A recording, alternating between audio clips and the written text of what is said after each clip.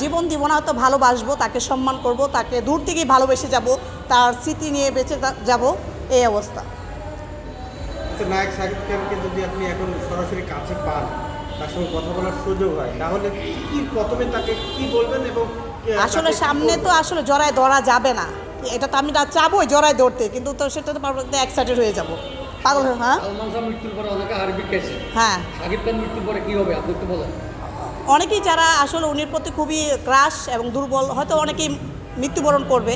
অনেকেই কিন্তু সালমান শাহ মারা যাওয়ার পর অনেক মেয়েরা কিন্তু ফাঁসি নিয়ে গেছে, মরে গেছে, বা আত্মহত্যা করছে, সাথেতে ঝাঁপ দিচ্ছে। কিন্তু শাকিবকে ওই জায়গাটা সৃষ্টি করতে পারছে। অবশ্যই অবশ্যই তার তো অনেক অনেক নায়িকা। এই যে ছাদের থেকে ঝাঁপ দেওয়া বা মৃত্যুবরণ করা, এটা কি আসলে আপনি ঠিক মনে করেন?